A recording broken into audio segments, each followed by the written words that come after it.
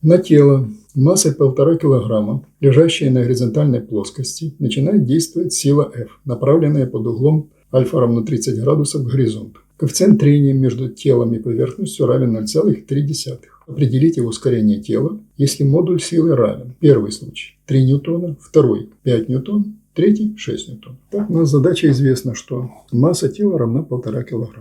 Угол, под которым действует сила F, альфа, равен 30 градусов. И коэффициент трения μ равен 0,3. Есть три случая, которые применяются к этому телу. Первый раз сила F равно 3 ньютона, F2 равно 5 ньютонов и F3 равно 6 ньютонов. Нужно определить ускорение в каждом случае применения этой силы. Там можно определить А1, А2 и А3. У нас есть поверхность, на котором лежит это тело 1,5 килограмма. Вот само тело. На тело действует сила, определим ее как сила F. Под углом этот угол равен 30 градусов к горизонту.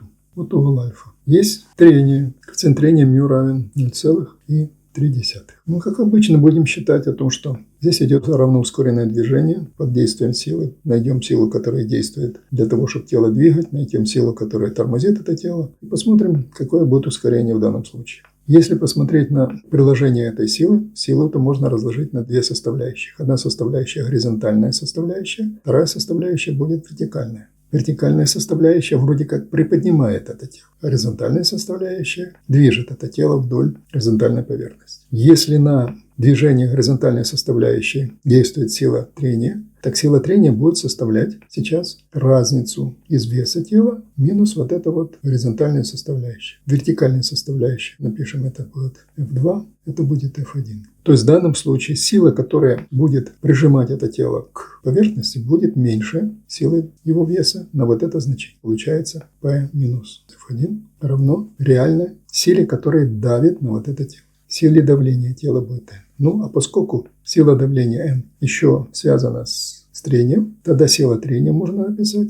F трения равно N умножить на μ. А F2, естественно, будет тянуть это тело вдоль поверхности. То есть мы уже можем сказать так, что F2 минус силу трения равно масса умножить на ускорение. Масса известна, ускорение нужно найти. Теперь давайте будем подставлять все эти значения f, нам понятно. Вот это f мы разложили на две составляющие, на f2 и f1. Запишем, чему будет f1. f1, смотрите, из этого треугольника, здесь угол 30 градусов, значит, отношение этого катета к гипотенузе будет равно синус 30 градусов. f1 будет равно f умножить на синус 30 градусов. Можем сразу записать, значение синус 30 градусов это будет 0,5. f умножить на 0,5.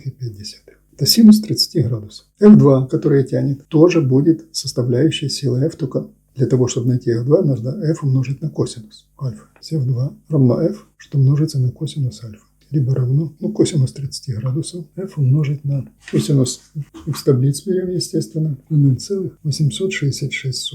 F, сила F распределилась на часть, которая будет поднимать, и часть, которая будет тянуть. Часть, которая поднимает, участвует вместе с весом, приподнимает это тело, получается результат давления. Тело давит сейчас силой N. А поскольку давление тела уже меньше, если бы мы сюда не прикладывали силы, значит F бы не было, просто тогда N будет равна просто весу. Вот. В данном случае F1 стремится приподнять тело, значит равно N. Поэтому F трения работает с результатом вот этих двух сил. То есть M на μ. В данном случае теперь, как мы говорим о том, что сила F, F2, отнять силу трения, вот, равна M. Вместо F2 мы можем подставить вот это значение, F косинус альфа. Вместо силы трения мы подставляем вот эти все значения, которые есть. Давайте определим сначала F трения. Чему будет равно F трения? Равно μm, либо равно, подставляем вот сюда эти значения, равно μ, P минус F1. Подставляем все значения, которые у нас есть. μ, P это mg, минус F1. F1 к чему у нас равно? F1, F на синус альфа. На 0,5 сразу, наверное, запишем, чтобы было проще. То есть F трения у нас равно вот этому всему значению. То есть в F трении будет принимать участие сила F, потому что она немножко приподнимает. Вместо F2 подставляем значение его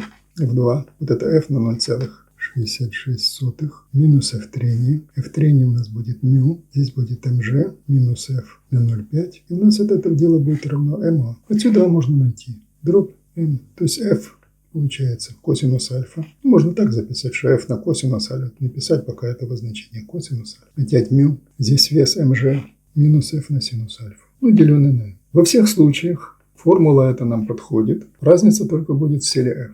когда мы будем подставлять для каждого из этих трех случаев силу F. Будем разбираться с первым случаем. А1 будет равно F на косинус альфа. F у нас есть 3 ньютона на косинус. Косинус вот у нас 0,866. Минус коэффициент μ 0,3 в скобочках P 1,5 килограмма умножить на 9,8.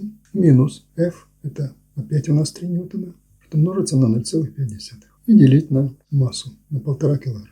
Давайте посмотрим, как у нас будет выглядеть размерность этих всех значений. Мы 3 ньютона сразу умножим. Давайте 2,598 ньютона. Опять 0,3, что множится на 14,7 минус 1,5. Килограммы на метры на секунду. Здесь у нас ньютоны будут. Здесь у нас тоже ньютоны будут множиться. То есть вверху у нас будет только одни ньютоны. Внизу килограммы. На 1,5 килограмма. Килограммы в ньютонах сократить, и мы получим метры за секунду в квадрате. То есть получаем вот такое значение. Здесь напишем. Равно 2,598. И будем писать. Мы знаем о том, что оно уже у нас будет ньютоны. Минус 3,96 разделить на 1,5. Посмотрите, что у нас получилось. У нас получилось отрицательное значение А1. То есть у нас получилось, что сила трения, вот эта сила трения, больше, чем сила, которая нас тянет. Фактически в данном случае это говорит о том, что тело 3 ньютона не в состоянии потянуть это тело 1,5 килограмма вот с каким-то ускорением. То есть здесь будет А равно 0. Потому что сила трения больше, чем сила тяги. Вот мы здесь и видим. Вот это значение силы трения, это сила тяги реально. Посмотрим второй случай, А2. Для силы 5 ньютонов. Вот в эту громадную формулу подставляем 5 ньютонов. 5 ньютонов множится на 0,866, это косинус, минус 0,3. Здесь МЖ стандартно 1,5 килограмма на 9,8, это одинаковое значение везде будет. И минус 5, что множится на 0,5. И делится на 1,5. Здесь сила ньютона участвует. Вот эта сила, которая сила торможения. Это будет равно 4,33 отнять 3,66. Это все в ньютонах. Делить на 1,5 килограмма. Это будет 0,45 ньютоны на килограммы. Ну, мы уже знаем, что ньютоны на килограммы это не что иное, как напишем 0,45 ньютон килограмм на метр. Здесь внизу секунда в квадрате и делится на килограмм. Сократили, получили метр за секунду в квадрате. Это для второго случая, когда сила, действующая на это тело, равна 5 ньютонов. Последний случай А3, когда сила равна 6 ньютонов. Подставляем вот в эту основную формулу 6 ньютонов, сюда 6 ньютонов,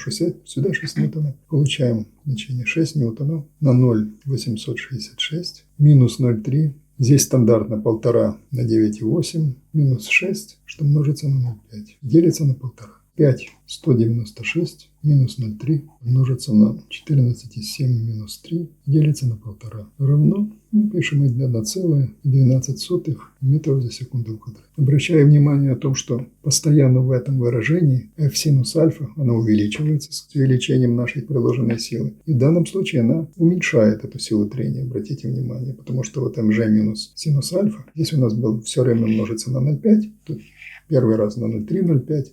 Сила трения уменьшается за счет того, что вот это F1 приподнимает само тело вверх. Итак, у нас первый случай. А равно 0. Сила в 3 ньютона не в состоянии сдвинуть это тело с места. Вот она показала нам, что вот сила трения, а вот сила тяги. А2 у нас будет равно 0,45 секунды в квадрате. И А3 равно 1,11.